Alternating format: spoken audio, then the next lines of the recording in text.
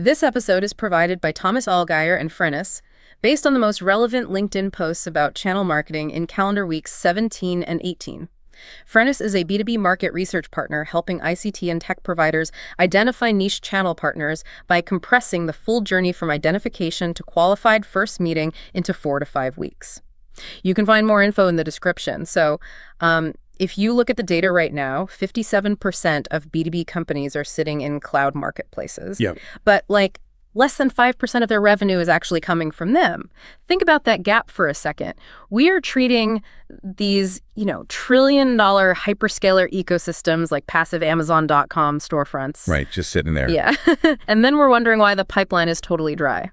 So today, we are cutting through the noise. We're doing a deep dive into the top channel marketing trends across LinkedIn from the past couple of weeks. And this is really a zero fluff mission for you guys listening. We're unpacking a massive shift. Partner ecosystems they're rapidly moving away from those old relationship-driven models. Moving entirely toward revenue infrastructure models. Which brings us to our first theme, right? Co-sell as revenue infrastructure. I mean, co-sell is easily the biggest buzzword in B2B right now. Oh, absolutely. Everyone says they do it. Everyone claims it, but internally, it's often a total mess. I tend to think of modern co-selling like a high-stakes relay race. You can spend millions recruiting the absolute fastest runner. The top-tier partners. Exactly, the most aggressive direct sales reps. But if you haven't actually practiced the baton pass, it doesn't matter how fast they run, the baton just hits the floor. Drops, yeah. And the baton isn't just a warm intro anymore, right? It's a massive data payload. It is. It's the account context, the pricing history. And this aligns perfectly with something Orlando Nato posted recently. He argued that moving to a partner-led go-to-market doesn't actually create new gaps in your organization. Wait, what does it do then? It relentlessly exposes the gaps that were already there. Oh, wow. So it's essentially a stress test for your entire revenue operations. A brutal one.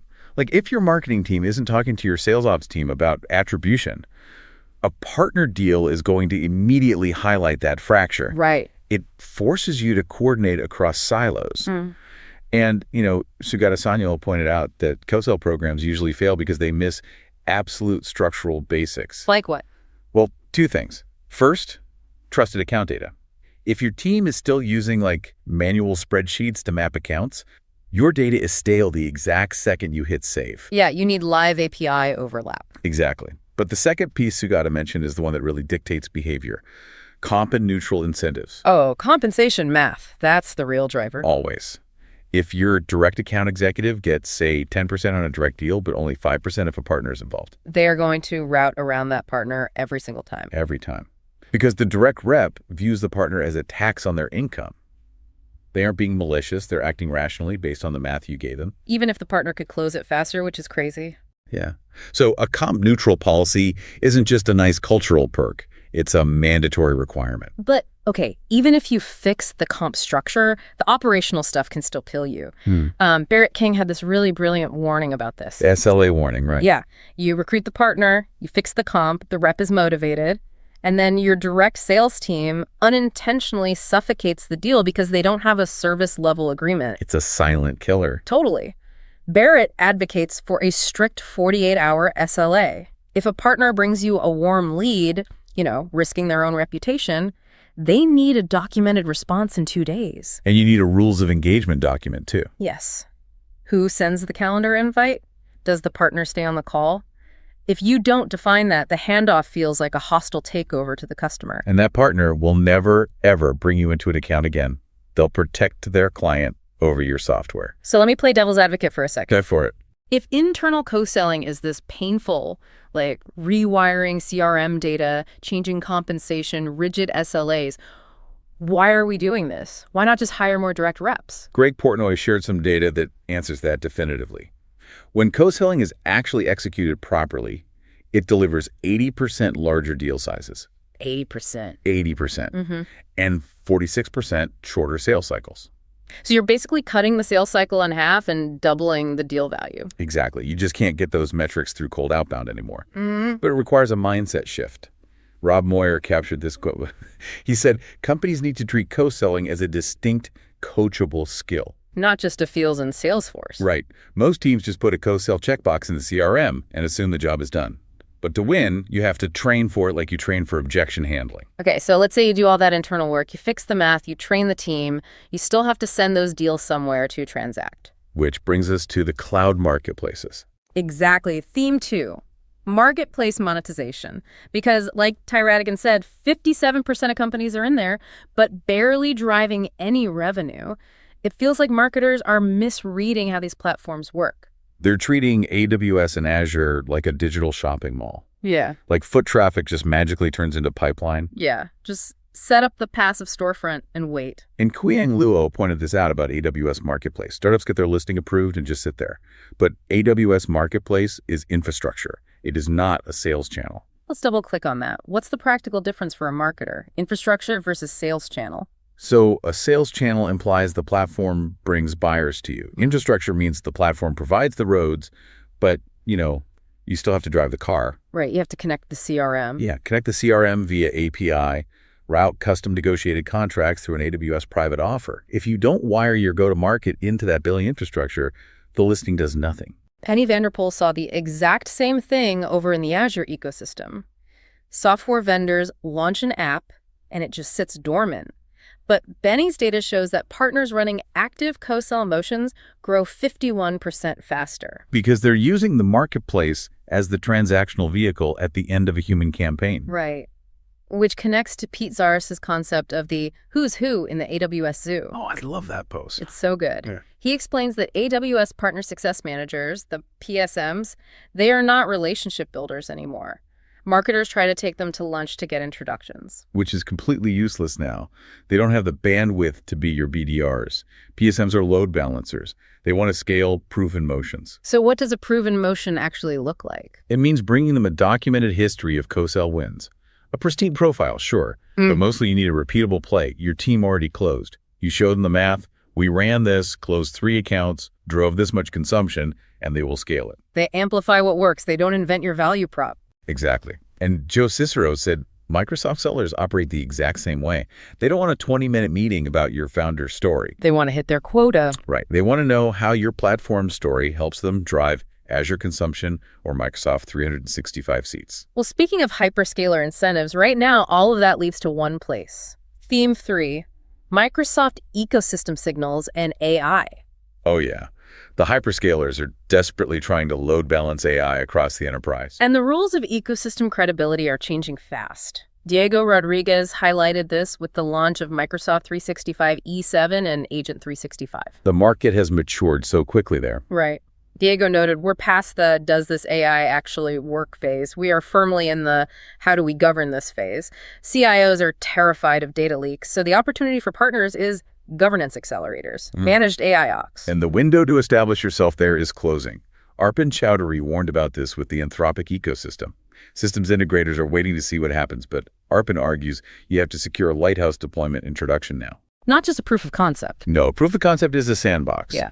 A lighthouse means a live, paying enterprise client getting a measurable business outcome. Without that, your co-sell story is just theoretical. But, okay, every tech provider on LinkedIn claims to be an AI governance expert right now. How do you actually prove your credibility to Microsoft so you don't get lost in the noise? You have to submit to their new auditing frameworks.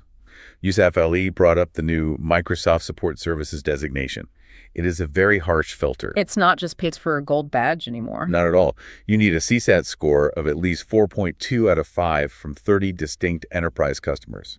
Plus, independent third-party audits of your tech and support resolution rates. That is heavy. That requires an insane customer success operation. It does.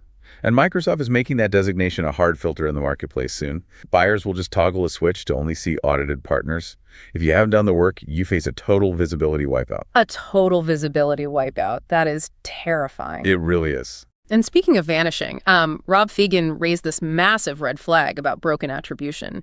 He pointed out partners are doing the heavy lifting, influencing deals, and leaving 6-figure incentive checks completely unclaimed. Because the automated systems literally don't know they exist. Yes. Rob said it's because the partner's RevOps team fails to file the CPR, the claiming partner of record.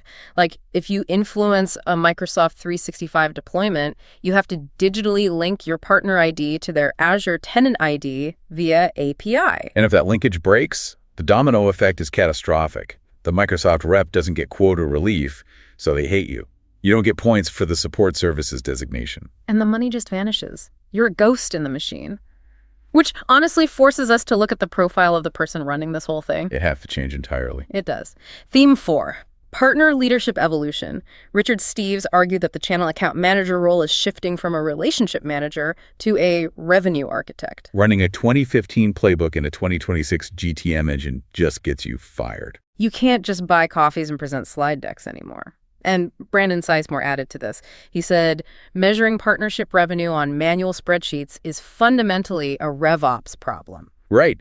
You're holding partner leaders accountable for revenue, but they don't own the systems that track it. They're cross-referencing Slack messages with CRM notes. It's absurd. And that systemic failure is why Craig Booth noted that average partner leaders last less than 24 months. They are operating inside unstructured systems that just cannot produce predictable performance. Opportunistic partnering is dead. But let me challenge that. What if the RevOps is solid? The attribution works, the portal is clean. What if the partners just aren't engaging, like they're inactive? Well, Denara B. and Blake Williams had a great conversation about this. They said, your partners aren't inactive. They're just bidding on someone else's program. Ouch. They're matching your ideal customer profile. They're just not mentioning your name? Exactly. Because most vendors only incentivize the closed-won deal. But the heavy lifting, the intel gathering, the warm intro that happens mid-funnel, if you don't reward that behavior, they'll go to a vendor who does.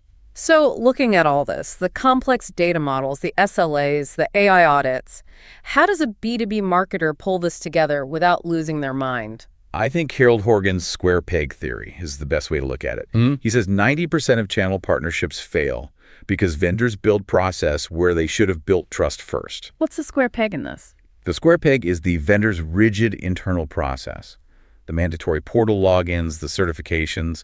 The round hole is the partner's actual daily workflow.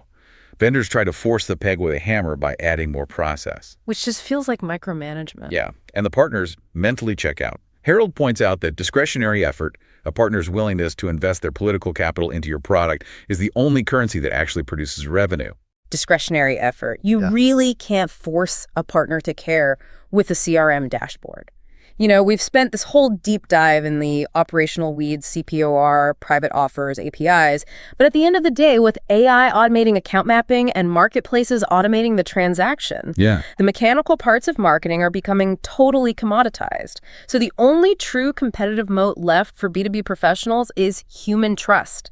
How are you earning your partner's trust before the deal even exists? That's something you really have to think about. That is absolutely the dividing line right there. If you enjoyed this episode, new episodes drop every 2 weeks. Also check out our other editions on account-based marketing, field marketing, AI and B2B marketing, MarTech, go-to-market, and social selling. Thanks so much for tuning into this deep dive, everyone. Make sure to subscribe,